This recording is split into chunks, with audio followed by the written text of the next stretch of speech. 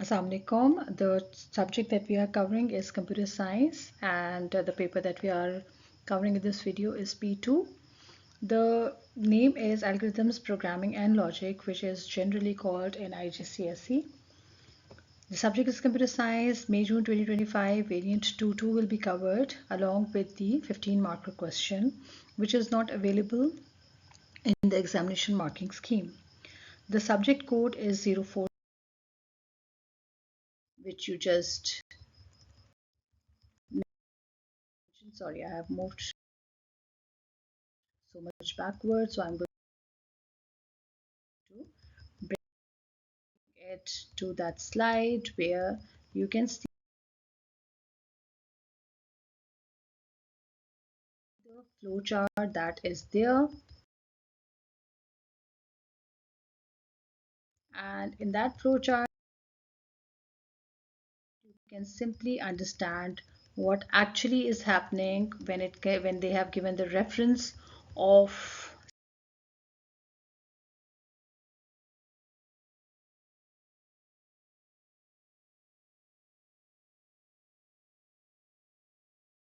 seven a, which is this.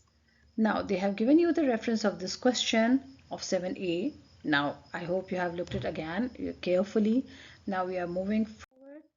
It says explain how you would alter the flowchart in 7a so that it will individually store each accepted value as it is entered and then output all the numbers one after the other outside the loop of the loop that inputs values. You may include program statements or flowchart symbols in your answer, but they must be fully explained. Whatever you are going to write in your answer, that needs to be justified. If you show any kind of a confusion, you won't get marks for anything at all. So you will get 1 mark for this point, then change input value so that it saves values into an array. You can get another point by writing that use the counter as the index. The third point you can get by mentioning the third mark you can get by mentioning the point outside the first loop. Set up a loop that will iterate 50 times because it has to take the input 50 times.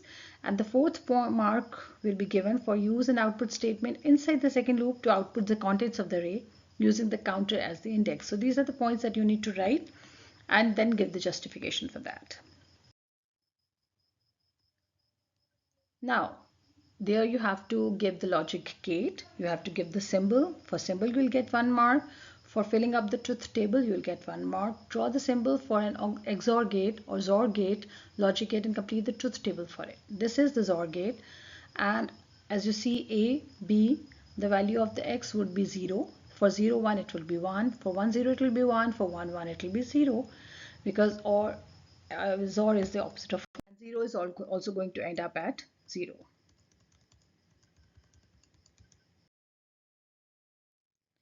Now the next question says, which is the access one, a database table, capital city stores data about capital cities from around the world. These are the field names, which is identification, name, country, continent, population, founded, average income, and subway, and the description is given. Now we need to fill in the table by mentioning what data type would be used here. Complete the table by writing one appropriate field from capital city for each data type. Each field must be different. So you can write maximum possible one. You can write one that is fixed in. That's entirely up to you. Ideally, you'll write different fields. So Boolean ke liye subway, why? Because if you just see, the subway description is whether or not the city has an underground railway system. So there'll be only two options, yes or no. So that is Boolean. Now when it comes to integer, which field is going to best suited for this data type is either population, because it says the number of people living in the city, or it could be foundation, the year the city was founded, or it could be identification, which is a unique identifier. So ideally write any of these three, sorry. The real means average income, because that's the number that could be in the round figure. Now text is name, country, continent, and identification. This is how we are going to answer this question. So ideally when you are writing, this identification is going with integer and text both. Either you can write it on one. If you don't write it because you have more options for that, that's entirely up to you.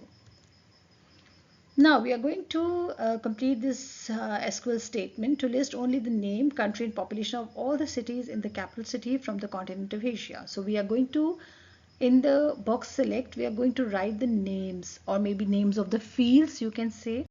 So what is that? Name, country, population, because this is what they are asking in the question. Now, capital city is the name of the table. So yes, we are going to write the word from. Why? Because we are extracting this information from the capital city. Now, in the next line where it says the word where, यहाँ पे we are going to apply the condition. Now, what's the condition? The last part of the question says from the continent of Asia. So both the answers are going to be filled from that word, where continent equals to Asia. Asia can be written both the ways, with double inverted commas or single inverted commas. That's perfectly fine. Both ways it is considered correct. Now, this is a scenario based question. This is a 15 marker question. If you will see the marking scheme, this answer is not provided in the marking scheme because it says there was some error in the answer, or there was some confusion with the answer has been omitted. But for your convenience, I have provided you with this solution.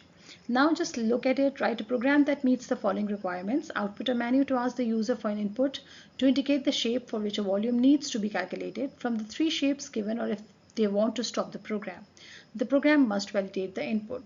Input the data needed to calculate the volume of the chosen shape based on the given formula. Create one function for each shape to calculate and return the volume using the given formula. Each function uses the input data as parameters. Output the volume in the main program, round it to 2 decimal places. Now the program continues until the user inputs the stop option from the menu. You must use pseudocode or program code and add comments to explain how your code works. I hope you all know how to add the comments. If not, then I'm going to explain you. All variables and constants used must be declared for this algorithm. All inputs and outputs must contain suitable messages.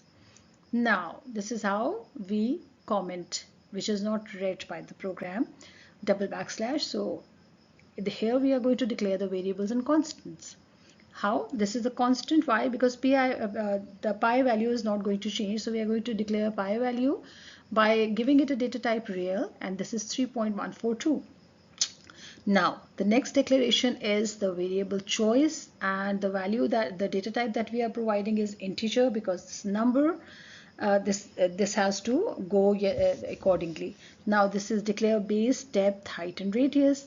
Now, this is again a comment. Define functions for volume calculation and create function for each shape to calculate and return the volume.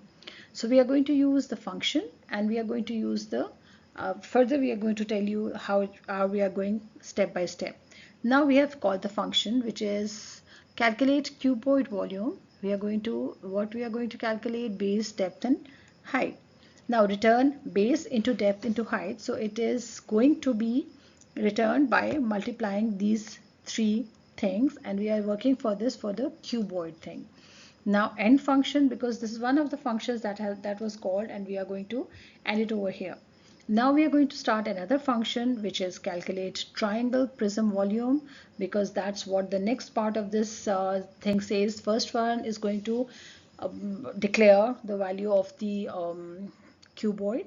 Now it's going to declare for the prism, which is again base, depth, and height. It's going to return 0.5 into base into depth into height, because that's volume equals to half. So for half it's written 0.5, and it's going to end the function again. So these are the three parts जिनका हम function call करेंगे, and we are going to end the function. Again sphere वाला आ गया है, which is we are going to find the radius of it. So function में calculate sphere volume, bracket में हम radius add कर देंगे. Again return 4/3, as you can see it's written over there, the number is given over there, into pi, which is 3.142. Again it is going to find the radius into radius into radius in order to find the number exact value, and we are going to end the function over here. This is apparently very easy because separately we are calling the function for cuboid, for the triangular prism, and for the sphere. Now we are calling the procedure. What? It's going to repeat output, select a shape to calculate its volume. So whichever shape the user is going to just type in, it is going to calculate accordingly. Output is C for cuboid. If the user has to find for the cuboid, the user will have to enter C. If the user have to find the triangle prism, the user has to enter T. Otherwise, the user has to enter S in order to find the area for the sphere. Or if nothing has to be found, or if finding is done, the user has to type Q to stop the program. Now, input choice, which means this input is going to take the choice of the user, which could be C, T, S, or Q. Now, if choice equals to C or choice equals to small c, that could be anything. User can write capital C, user can write small c. Then output is enter base, depth, and height. So this is basically the user is going to enter the base, the depth, and the height of the cuboid, and then it is going to input the base, depth, and height because that's a message that is popping up, and this is the input which it is taking inside.